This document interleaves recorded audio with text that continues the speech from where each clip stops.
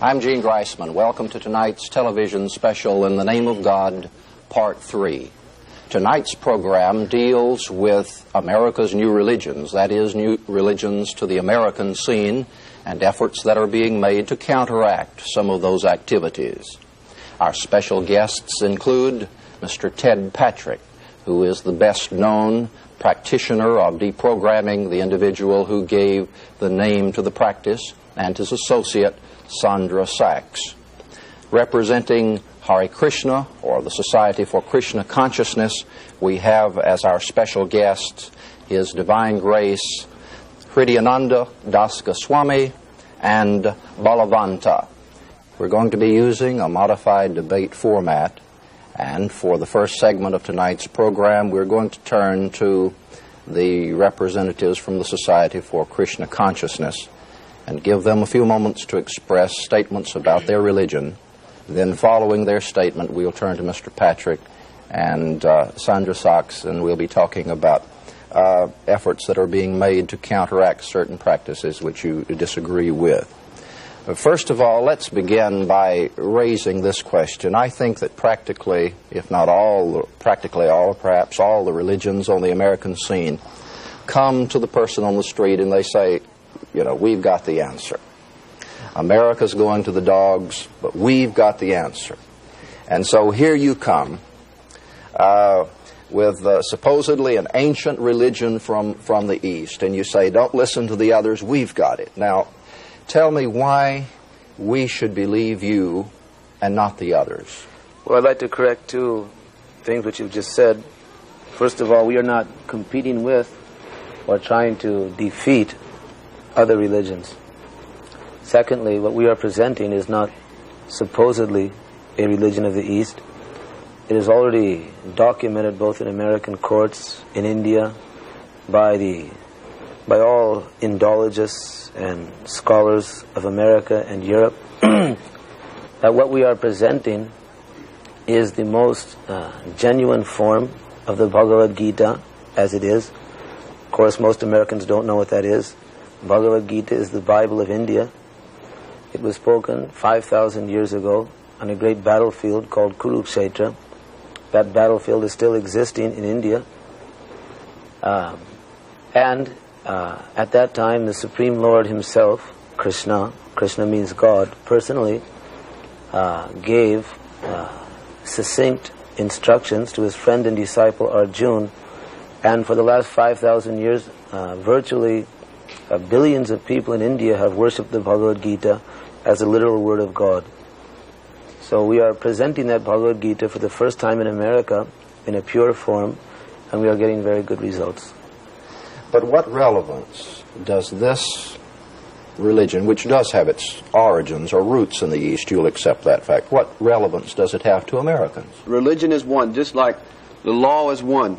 Basically, the law is one. It may have different manifestations according to different time and different states may have some slight variation.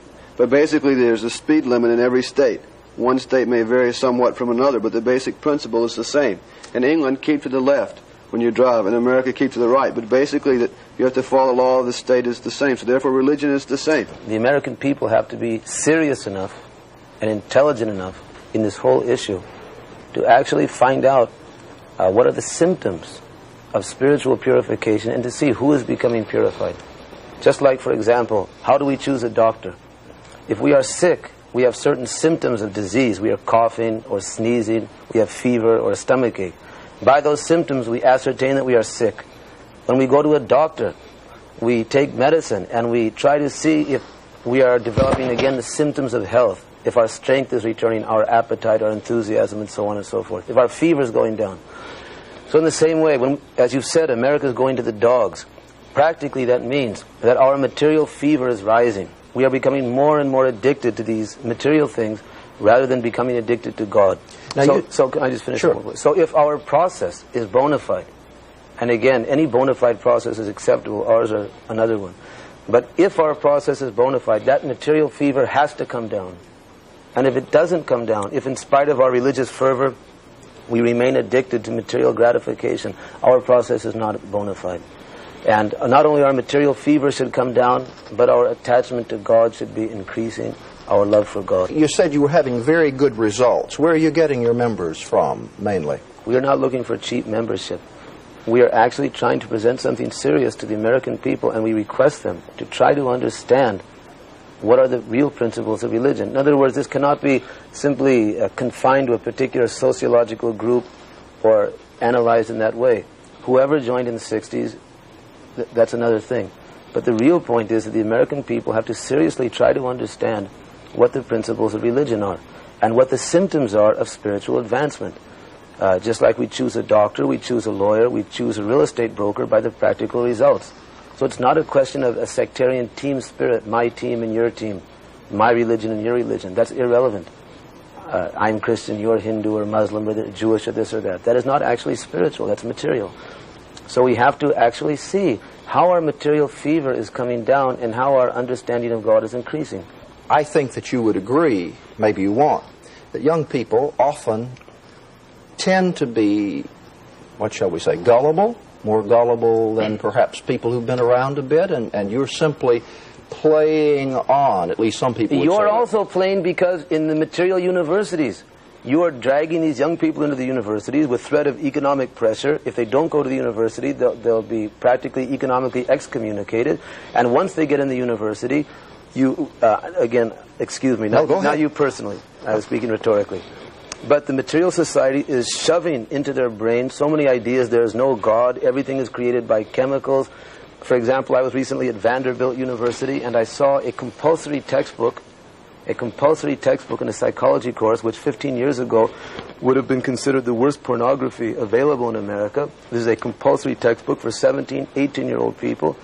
So I think that it's obvious that a young person is the most susceptible to education. That's why people go to school when they're young. And I think that it's actually the material society, both in America and all around the world, which is misleading and cheating these gullible young people and dragging them down into a fruitless and frustrating life based on material sense gratification and giving them no understanding of God and no understanding of the actual purpose of life. Okay, now grant that we do take this gullible young person into a school and we give that, let's say, that person an engineering degree, and once they get that engineering degree from a bona fide school and they do their work, they go out and get a job and they can have a successful life, successful, i.e. they can earn a good living and can provide for themselves for the rest of their life. What can you do? Just a minute, I would like to question that assumption as to what is successful, because this is exactly the main principle of our movement. First of all, that simply to maintain our bodies and neglect the soul is actually not the standard of a successful life. I mean, the bodies are automatically being maintained by the laws of nature or by the grace of God. Even the animals are getting their food and so forth. So the food and so forth is coming anyway, but what about the soul that's within the body? If we live our lives and we have a nice home, we have a nice car, we have all the symptoms of social or economic success, and at the end of life we have not actually revived our relationship with God, then what is the use of such a life? We are not proposing that people not work, that they not become efficient or productive in material things. Obviously, any society requires intellectual or educational institutions. It requires administrative and political institutions, commercial institutions, as well as labor institutions. And we know that. In fact, these things are mentioned in the Vedas. But what we are saying is that along with the material occupational side of life, there must be a systematic program to teach people how to love God. And if that program is not there, then people without God will simply become like animals, and among animals there will always be conflict, there will always be violence, there will always be frustration. I was just going to say that we've drawn our first spark of the evening, and it probably won't be the last. And at this point, I think we'll turn to Mr. Patrick, and I'd like to ask you how you got into what's called deprogramming. Well, I got into deprogramming through my own son. He was 14 years old. Now, if someone had told me 10 years ago that this could have happened in my family, I would have called him a lie. But it happened to the very one I would say it would be the last one it would happen to. All outdoor boy, nothing keep him in the house. And he was psychological kidnapped by a cult. and they only had him for 4 hours. But after that 4 hours, it was somebody I didn't even know. When he walked in the door, I thought he was on drugs. And he told me what happened. He talked to some people on the street. They asked him, did he believe in God? Did he have Christ in his heart? Did he know Christ died on the cross for his sins? And he talked to him for about 4 hours. Didn't know he was hooked. And after talking to them, he was lucky they didn't take him away. But he made it back to the hotel, and we had been everywhere looking for him. And when he came in, the first thing I noticed was his eyes, just like he was high for drugs. And that was the first thing I thought about. And he told me his story, what happened. Then anyone believed what he was saying. It was unbelievable, unbelievable. I didn't believe him, then anyone in the room believed him. I didn't know I even had a problem for about 2 weeks when a lady came into my office and turned in a complaint that her son was last seen the same day they got my son. And when she told me her story, what happened to her son, they got him. And he disappeared from the face of the earth. For 5 days, she didn't know whether or not he was living or dead. And no one would help her. She called the police. The police said, how old is your son? 19. He's not a missing person. He's a runaway.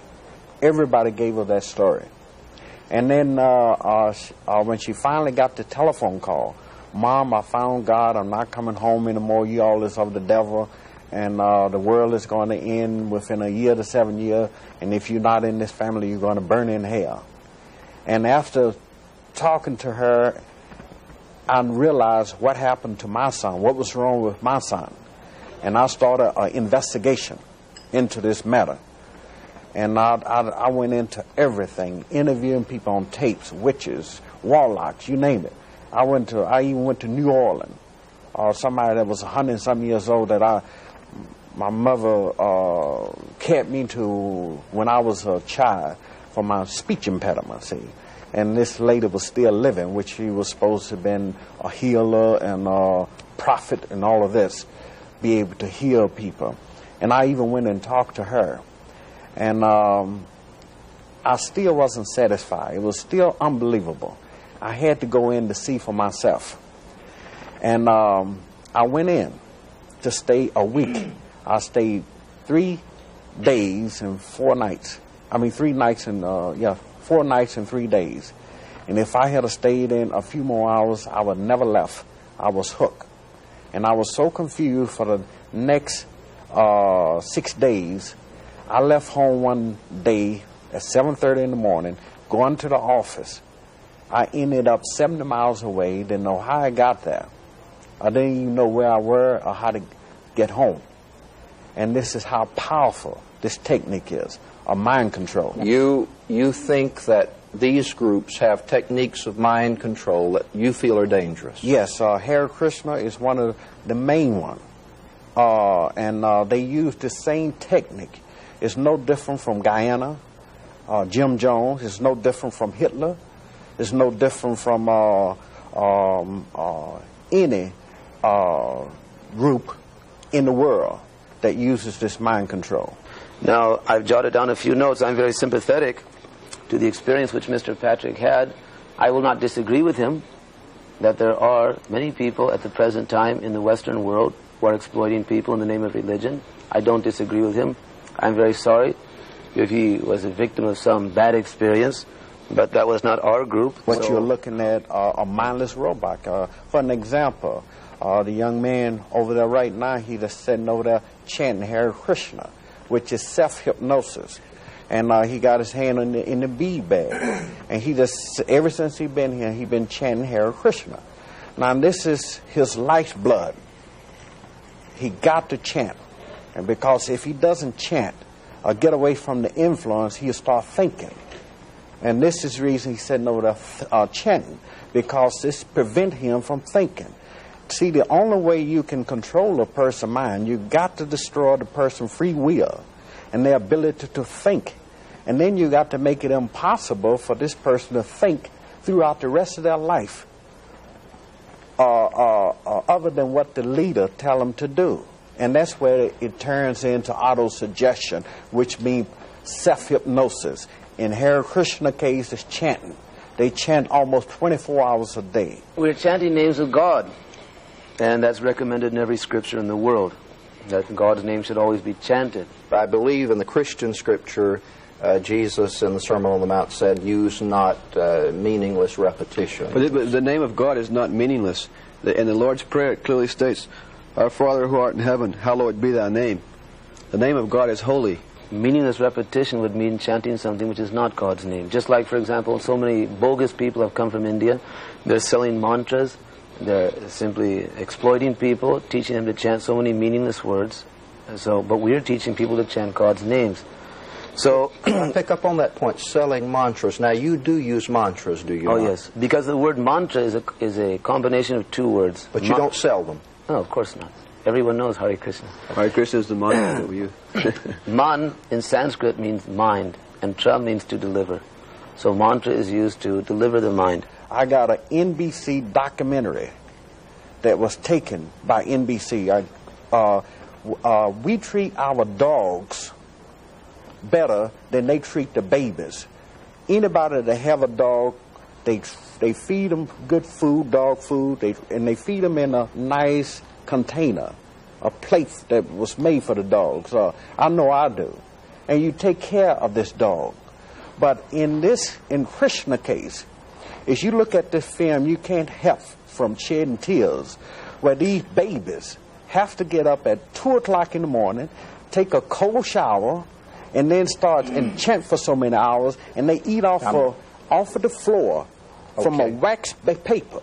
If someone is simply going to come here, Mr. Patrick, his own activities are quite reprehensible. He spends half his time in jail, and I don't want to go into his personal character about how his violence. I know for a fact, he uses many reprehensible means, illegal means, violent means. I don't want to talk about that because I think the other groups are going to talk about it. As far as I know, I don't want to waste my time with that. As far as our children are concerned, they were recently tested in Los Angeles, and at the age of, let's say, between 6 and 8, their reading skill, reading with comprehension, and also writing is about 2 or 3 years ahead of the public schools. They do not get up at 2 o'clock in the morning. They do live very simple lives. The NBC documentary was false propaganda. Anyone who believes everything he sees on TV or reads in the newspaper is a first-class fool. But I'm saying anyone can come and visit our schools. Our children are very happy. They're very enthusiastic. I just saw one of our schools today here in Atlanta. The children are every morning and evening dancing and singing. They're ahead of the normal children as far as their intellectual skills. Substantive question. How long do you keep the children in your schools? Do you ever let them go to public school? But why should they go to public schools? The answer is no. Of course not. Because in public schools they simply learn how to take drugs, how to engage in illicit sex, how to accept an atheistic conception of the creation of the world.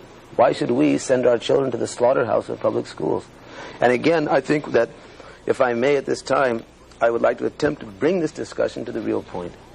And that is that philosophically we have to understand what we are and what is the purpose of life. And that has to be touched upon. According to Bhagavad Gita, which we are presenting, we are not material bodies. This material body is simply an outward dress. It is like a machine. It has been anatomically and biologically analyzed as such. And within this material body there is an eternal soul.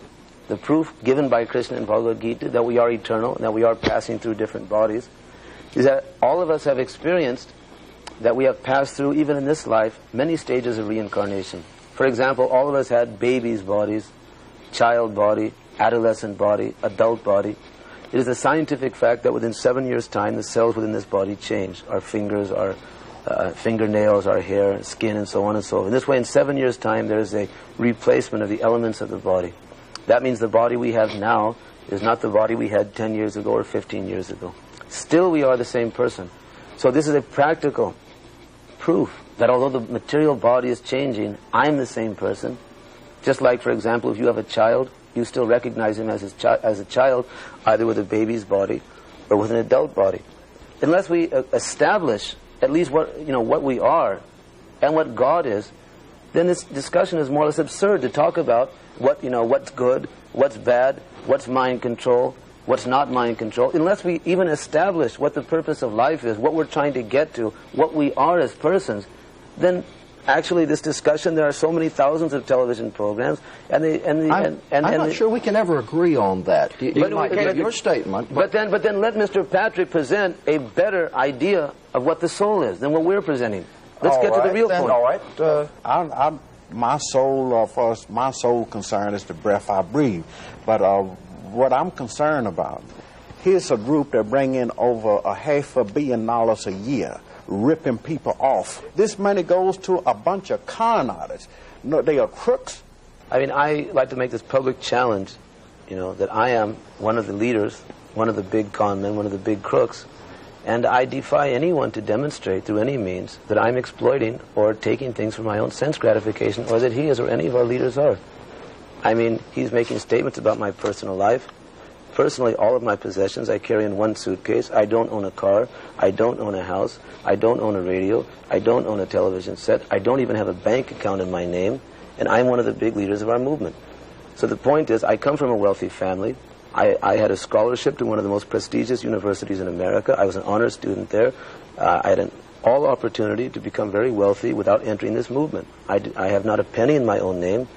And I would like some specifics. Otherwise, I call upon you, Mr. Griessman, as a PhD, as a very respectable person, the chairman of the sociology department of Auburn, to please keep this program on a professional level. If Mr. Patrick wants to say that I'm a con man and a crook, let him introduce data, specific information about me personally.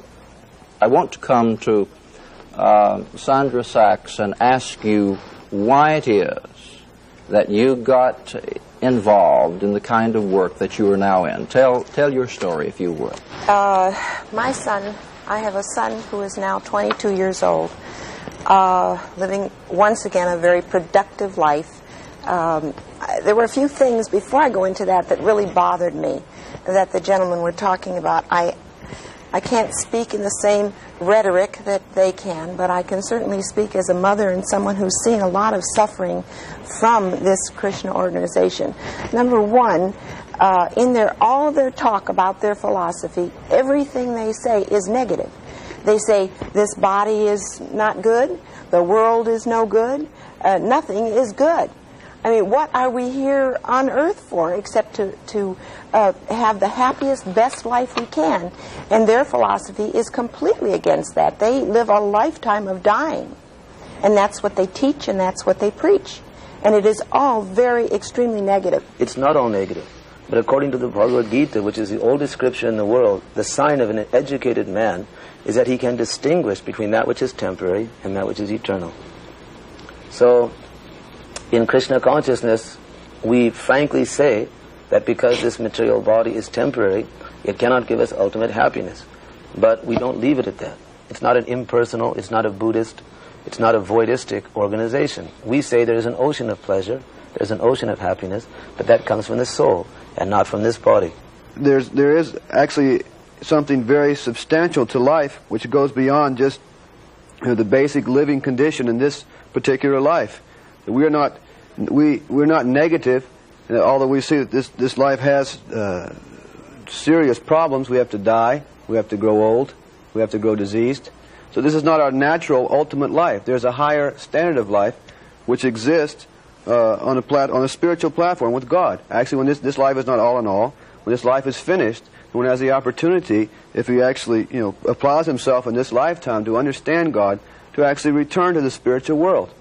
As far as the children are concerned in the schools, they said that these children tested out to be far ahead of the other children, but in what? Because the only thing that they are allowed to learn is Krishna.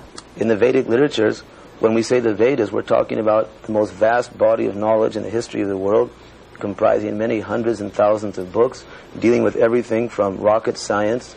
There's one Vedic scripture called Vimana Shastra, how to build an airplane, that was used by the Germans. There are spiritual books, there are books about agriculture, there are books about military science, there's history, there's art, there's poetry. Sanskrit language is accepted. Sanskrit is a medium of all Vedic literature, and it is accepted universally by linguists as the most scientific and the most sophisticated language in the world. So when we say that, so in conclusion, when we say our children are only studying about Krishna, I don't think that's such a limiting concept. Thank you. And I even restrained myself this time from interrupting. I had 2 or 3 very good questions, but I did not interrupt. Please, you can ask them. Well, I wanted to give you a chance to develop your ideas, and so I'm going to turn to Ted and give you a chance to respond or to introduce some new material that you may wish. And I might say to our viewers that we're going to start taking phone calls. If you'd like to ask a question about any of the topics that are being discussed now or make a comment, we'll welcome your phone call. They are a very good example of what I'm speaking about. What you're looking at now, just like he said, a very brilliant man. But they have reduced an adult down to a mindless robot, to a child, where they can't even speak beyond those books. If you talk anything other than the Bhagavad Gita, they cannot respond to it. Please notice that this man does not give any data, does not give any statistics or evidence. He's simply throwing out wild charges and preventing us from actually talking about God. All right, we're going to take our first phone call, line 3. You're on the air. Can you hear me? Yes, thank you very much. I have about 3 questions. The first is... I don't know if we can take 3. We might take 1, all right? Oh, well, they're sort of connected. The first, what is done with the money they actually solicit from persons? And are any of the Hare Krishna gainfully employed other than on the street? I don't know if that's gainfully. And number 3, how do they live? Commune, hotels, reservations? How do they live?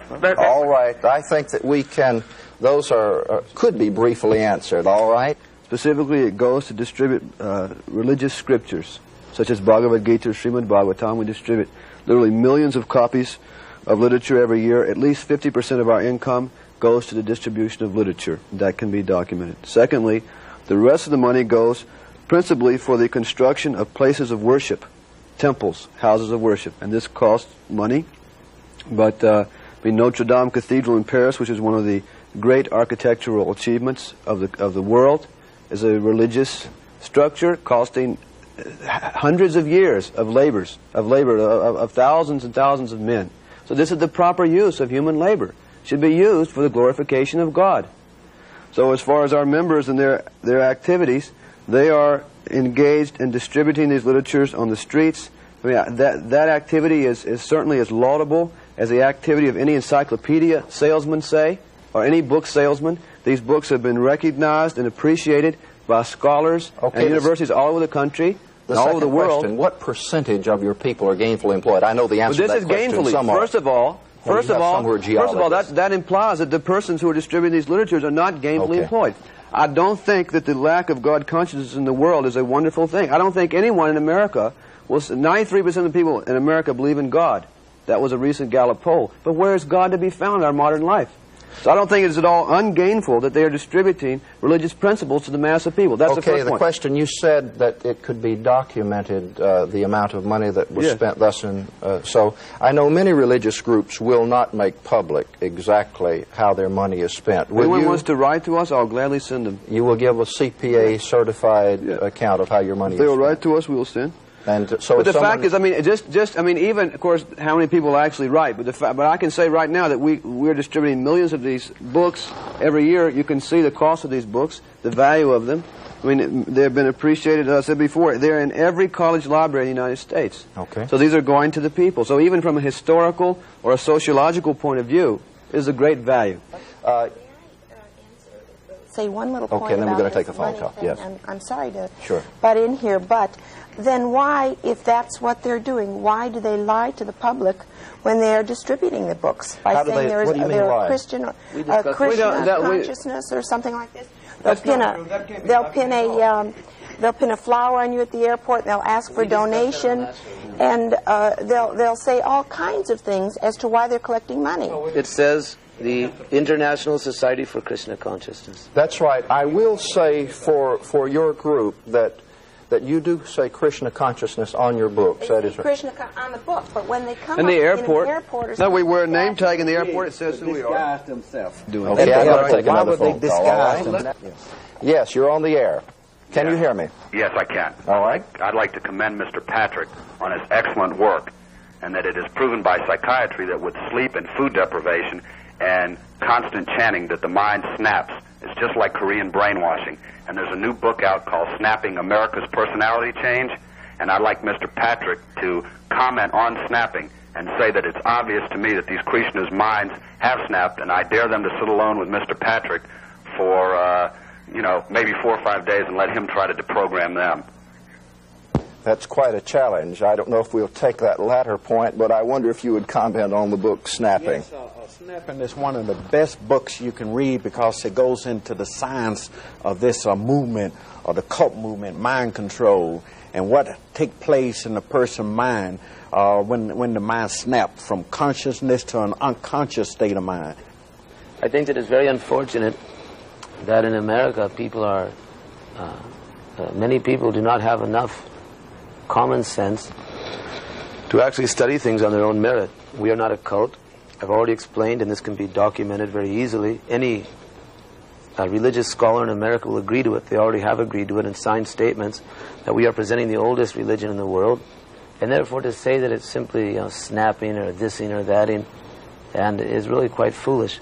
The point is that there's food deprivation, sleep deprivation. I mean, all these things are very unfortunate, most lamentable, and without any basis or real intelligence. Anyone can come to our centers. You're not going to find a bunch of skinny Korean war victims. So, I mean, why don't we get to something serious? Why don't we have a program and actually talk about God, talk about things which can be of use to America? I don't know why these envious people are so much against us. There are many cults, I've already admitted it. There are many groups. They are not based in bona fide scriptures. They are actually exploiting people. But why should we be lumped in this way?